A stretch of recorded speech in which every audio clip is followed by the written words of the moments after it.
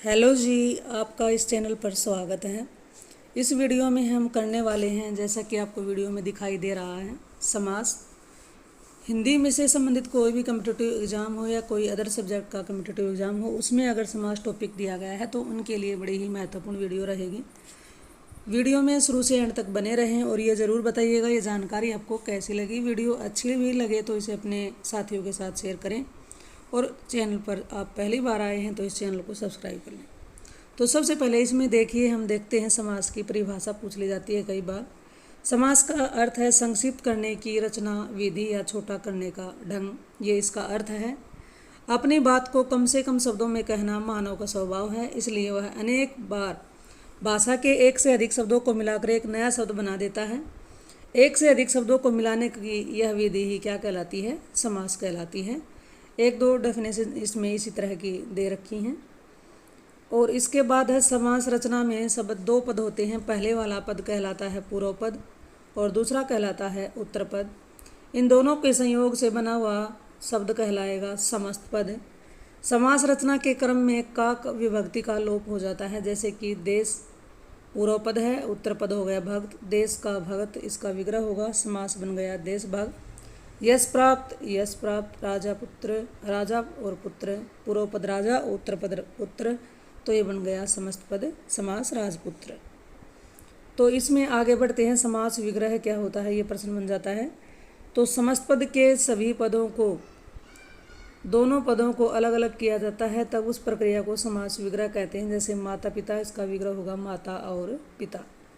विशेष point याद रखने के इसमें है, समास हेतु कम से कम दो पद होने चाहिए। पहले पद को पूर्व पद, दूसरे को उत्तर पद कहेंगे। समास दोनों होने पर दोनों पद या अन्य पद मिलकर एक संक्षिप्त रूप धारण कर लेते हैं। समास प्रक्रिया में बीच की विभक्तियों का लोप पाया जाता है। इस तरह से अब अभी तक हमने जान लिया कि समास क्या होता है, इसके कितने पद होते हैं, समस्त पद क्या होता है और समास विग्रह क्या होता है। चलिए आगे बढ़ते हैं, समास के भेदों पर चर्चा करेंगे। अब समास प्रक्रिया में कहीं विभक्ति का लोप होता है तो कहीं योजक शब्द का, कहीं कहीं एक से अधिक शब्दों का लोप होता है। इसके आधार पर समास के निम्नलिखित चार भेद होते हैं। समास के प्रमुख भेद पूछते हैं तो चार होते हैं। कौन कौन से होंगे? तत्पुरुष समास और इसके उपभेद हैं द्विगु और कर्मधारय, बहुव्रीहि समास, द्वंद्व समास, अव्ययभाव समास। संस्कृत में द्विगु समास और कर्मधारय समास को अलग भेद माना गया है, किंतु हिंदी में तत्पुरुष के ही भेदों में इसको मान लिया जाता है। तो अब हम चर्चा करेंगे हमारा जो तत्पुरुष समास है, तत्पुरुष समास किसे कहते हैं और इसके कितने उपभेद हैं विभक्ति के आधार पर। तत्पुरुष समास में दूसरा पद प्रधान होता है और पहला पद उसका विशेषण होने के नाते अप्रधान यानी कि गौण होता है। जिस समास में सम्मिलित शब्दों में अर्थ की दृष्टि से पूर्व पद गौण और उत्तर पद प्रधान हो उसे हम तत्पुरुष समास कहते हैं। तत्पुरुष समास की पहचान हेतु ध्यान में रखने की बातें हैं। इसमें सामान्यतः संज्ञा के साथ संज्ञा पद का योग होता है अथवा संज्ञा के साथ क्रियापद का भी। जैसे शिव प्लस आल्य, शिवालय बन गया, दोनों पद संज्ञा पद हैं। देश निकाला, देश से निकाला, तो पहला देश संज्ञा है, दूसरा निकाला क्रिया है। दूसरा पॉइंट है, तत्पुरुष समास में किसी कारक की विभक्ति का रहती है परंतु समस्त पद में उस विभक्ति का लोप हो जाता है। जैसे मन से गढ़ा, मन घड़त।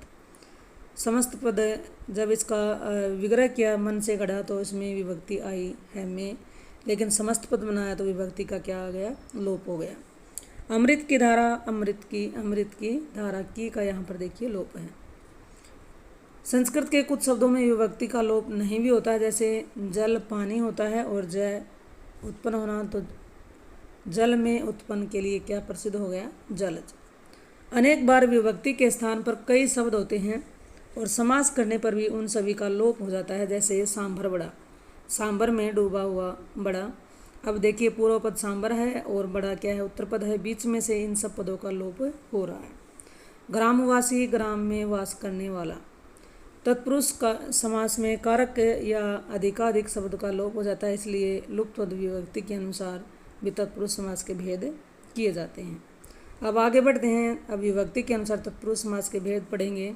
सबसे पहले हमारा इसमें रहेगा कर्म तत्पुरुष समास। क्या होता है? जहाँ पूर्व पद कर्म कारक की विभक्ति का लोप पाया जाता है। इसमें हमने सबसे पहले समास को समझना पड़ेगा। जैसे सबसे पहले हमें कारक को समझना पड़ेगा। कारक कितने होते हैं? 8 होते हैं और हमें ये कारकों के चिन्ह भी पता होने चाहिए। जैसे कर्म कारक का चिन्ह को है, इसी प्रकार से कर्ण कारक का क्या है, से या के द्वारा है। सब कारक की विभक्तियों की पहचान होनी जरूरी है, क्योंकि जो हमारा तत्पुरुष समास है उसमें हमारे जो कारक चिन्ह हैं वो नज़र आते हैं, विभक्ति का लोप इसमें रहता है। तो चलिए शुरुआत करते हैं कर्म कारक की। कर्म कारक जहाँ पूर्व पद में कर्म कारक की विभक्ति को का लोप पाया जाए उसे कर्म तत्पुरुष समास कहेंगे। उदाहरण के माध्यम से इसे स्पष्ट करने का प्रयास है। जनप्रिय, जन को प्रिय। सवर्गीय, सवर्ग को गया। गिरह कट, गिरह को काटने वाला गिरह यानी जेब। यश प्राप्त, यश को प्राप्त। ग्रामगत, ग्राम को गया हुआ। सर्वप्रिय, सबको प्रिय। अतिथ्यार्पण, अतिथि को अर्पण। ग्रह्यागत, ग्रह को आया हुआ। परलोक गमन, परलोक को गमन। मरना आसन, मरने को पहुंचा हुआ। तो इसमें हमने जान लिया है कि कर्म कारक में, कर्म तत्पुरुष समास में क्या होता है, कर्म कारक की विभक्ति को का लोप हो जाता है। जैसे विग्रह में ये विभक्ति नजर आ रही है, लेकिन समस्त पद जैसे ही इनके बन जाते हैं तो ये विभक्ति लुप्त हो जाती है।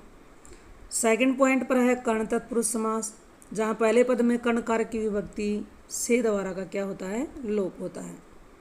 उदाहरण के द्वारा देखिए। तुलसी कृत, तुलसी द्वारा कृत। आँखों देखी, आँखों से देखी। स्वर रचित, स्व द्वारा रचित। भूख मरा, भूख से मरा।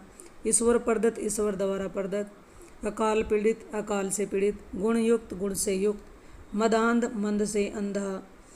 शोकाकुल, शोक से आकुल। भयाकुल, भय से आकुल। मन गढ़ंत, मन से गढ़ा हुआ। रेखांकित, रेखा से अंकित।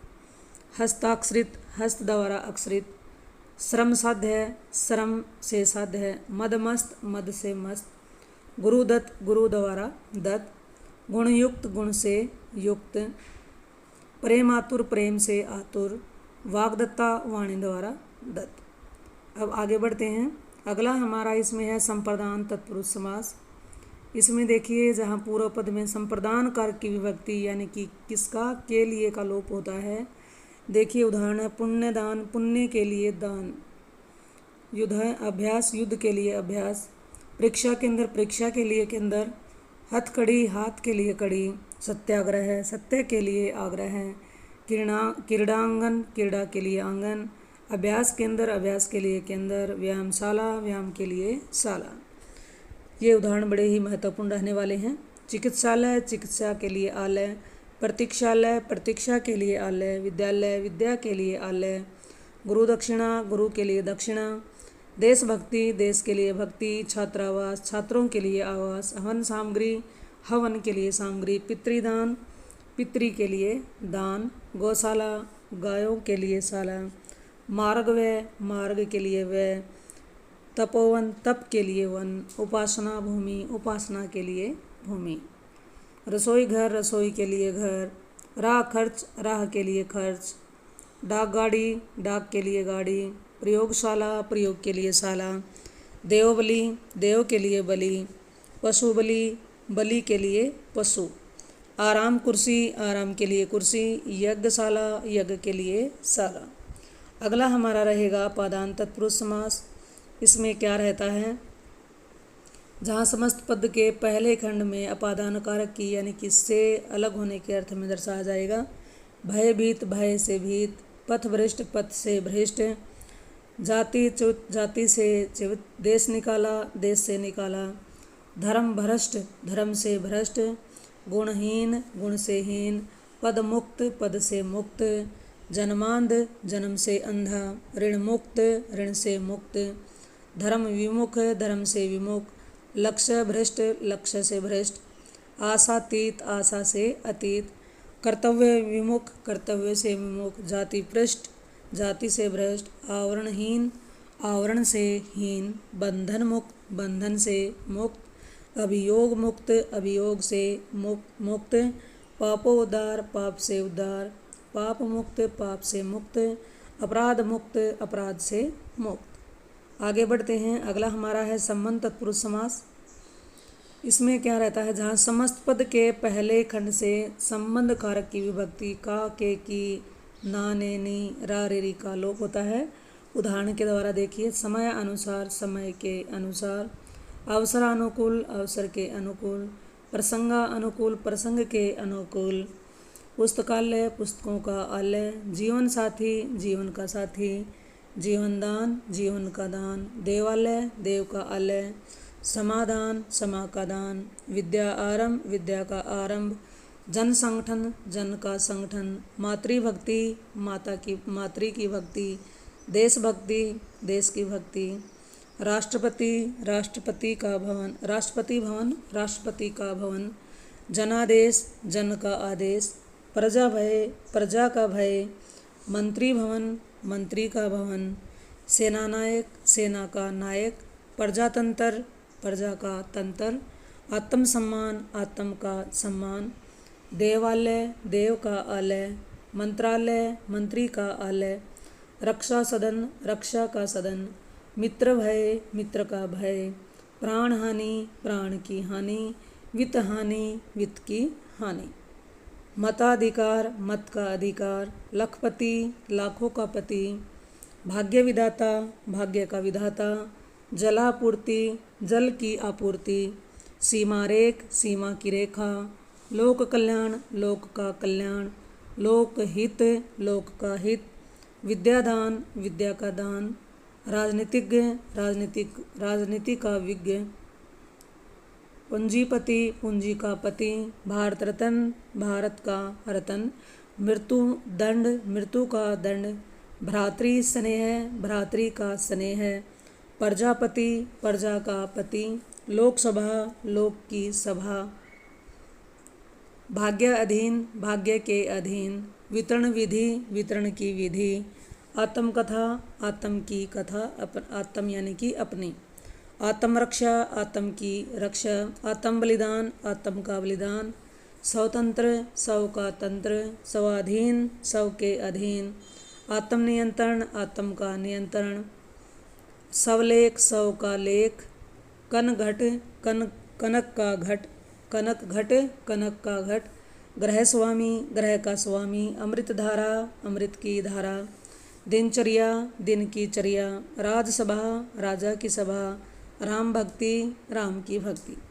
अगला हम करने जा रहे हैं अधिकरण कारक। इसमें क्या रहता है, जहाँ समस्त पद के पहले खंड में अधिकरण कारक की विभक्ति में पे, पर, ऊपर का लोप होता है। देखिए, पराश्रित, पर आश्रित, परारूढ़, पर आरूढ़, रथासीन, रथ पर आसीन, दीनदयाल, दीन पर दया करने वाले, पला आधारित, पल पर आधारित, रणो उन्मत्त, रण में उन्मत्त, मृत्युंजय, मृत्यु पर जय, जलमगन, जल में मगन, आत्मलीन, आत्म में लीन, आत्मविश्वास, आत्म पर विश्वास, भूमिगत, भूमि में गत, गृह प्रवेश, गृह में प्रवेश, भाव मगन, भाव में मगन, शरणागत, शरण में आगत, समाधिस्थ, समाधि में स्थित, पेट दर्द, पेट में दर्द, कर्मास्था, कर्म में आस्था, भाषा अधिकार, भाषा पर अधिकार, विद्या प्रवीण, विद्या में प्रवीण, सर्वोपरि, सर्व में ऊपर, सर्वश्रेष्ठ, सर्व में श्रेष्ठ, कर्तव्य निष्ठा, कर्तव्य में निष्ठा, दानवीर, दान में वीर, देशाटन, देश में अटन, अटन होता है भ्रमण, लोकप्रिय, लोक में प्रिय, हवाई यात्रा, हवा में यात्रा, पुरुषोत्तम, पुरुषों में उत्तम, सर्वश्रेष्ठ, सर्व में श्रेष्ठ, सिर दर्द, सिर में दर्द। अब अगला हमारा इसमें दे रखा है एकाधिक शब्दों का लोप है, यानी कि कई बार जो कारक चिन्ह हैं उनके अलावा कुछ और भी शब्द पद लुप्त हो जाते हैं, तो इसको हम या तो एकाधिक शब्दों का लोप कहेंगे या कहेंगे मध्य पद लोपी तत्पुरुष समास। कहीं कहीं समस्त पद के पहले और दूसरे पद के बीच एक से अधिक विभक्तियां पद होते हैं, समास प्रक्रिया में उनका भी लोप हो जाता है। जैसे वायुयान, वायु में चलने वाला यान, पूर्व पद वायु था और यान उत्तर पद है, तो बीच में से ही इन सब का क्या हो रहा है, कारक चिन्ह में है, विभक्ति के साथ साथ चलने वाले दो पद बीच में लुप्त हो रहे। जलयान, जल पर चलने वाला यान, पर्णकुटी, पर्ण से बनी कुटी, पर्ण पत्तों से, वन पशु, वन में रहने वाला पशु, शस्त्र विद्या, शस्त्र चलाने की विद्या, हथकरघा, हाथ से चलाने वाला करघा, जल जंतु, जल में रहने वाले जंतु, गोबर गणेश, गोबर से बना गणेश, मताधिकार, मत देने का अधिकार, मरुभूमि, मरु से युक्त भूमि। डाक गाड़ी, डाक लाने ले जाने वाली गाड़ी। बैलगाड़ी, बैलों द्वारा खींची जाने वाली गाड़ी। पार पथ, पार ले जाने वाला पथ। मालगाड़ी, माल ढोने वाली गाड़ी। रेलगाड़ी, रेल या पटरी पर चलने वाली गाड़ी। मधुमक्खी, मधु का संचय करने वाली मक्खी। पनचक्की, पानी से चलने वाली चक्की। जल जंतु, जल में रहने वाले जंतु। गोबर गणेश, गोबर से बना गणेश। अश्रु गैस, अश्रु को लाने वाली गैस। अगला हमारा इसमें है नए तत्पुरुष समास। इसमें इसकी डेफिनेशन है, जिस समस्त पद का पहला पद अभावात्मक या नकारात्मक न होने का अर्थ देने वाला हो और समस्त पद पूर्व पद का अन, निर, निस, नी में से कोई होता हो तो उसे नए तत्पुरुष समास कहेंगे। उदाहरण के माध्यम से देखिए। असंभव, न संभव। अमर, न मर। अब्राह्मण, न ब्राह्मण। अन्याय, न न्याय। अनादि, न आदि। असत्य, न सत्य। अनिच्छा, न इच्छा। अनहोनी, न होनी। अनदेखी, न देखी। अनर्थ, न अर्थ। अनंत, न अंत। अनश्वर, न अस्वर, न नश्वर। अधीर, न धीर। अधर्म, न धर्म। अनचाही, न चाही। अजर, न जर। अकर्मण्य, न कर्मण्य। अस्थिर, न स्थिर। असंभव, न संभव। अनीति, न नीति। अजय, न जय। अनाथ, न नाथ। अनादर, न आदर। अयोग्य, न योग्य। नास्तिक, न आस्तिक। अज्ञान, न ज्ञान। नीरस, न नीरस। निडर, न निडर। तो इस तरह से ये बड़े ही महत्वपूर्ण समास से संबंधित है। आज हमने समास की परिभाषा, उसका अर्थ, समस्त पद, उसमें कितने पद होते हैं, समास का विग्रह है और तत्पुरुष समास की परिभाषा और अर्थ के साथ साथ उसके विभक्ति के आधार पर भेदों पर चर्चा की है। तो ये ज़रूर बताइएगा ये जानकारी आपको कैसी लगी। अगर वीडियो थोड़ी सी भी आपको अच्छी लगे है तो वीडियो को लाइक कर दें और अपने साथियों के साथ भी इसे शेयर कर दें। चैनल पर आप पहली बार आए हैं तो इस चैनल को सब्सक्राइब कर लें। फिर अगला ये पूरा समास का टॉपिक हम एक एक करके पार्ट डाल करके करेंगे। तो पार्ट 1 में हमें बहुत ही महत्वपूर्ण प्रश्नों पर चर्चा की है, बड़े ही महत्वपूर्ण इसमें उदाहरण रहेंगे। तो जानकारी आपको अच्छी लगे तो इसे लाइक करते हुए, आप चैनल पर पहली बार आए हैं तो इसे सब्सक्राइब कर लें। फिर मिलते हैं एक और नई वीडियो, नई जानकारी के साथ। इस चैनल पर आने के लिए आपका बहुत बहुत धन्यवाद।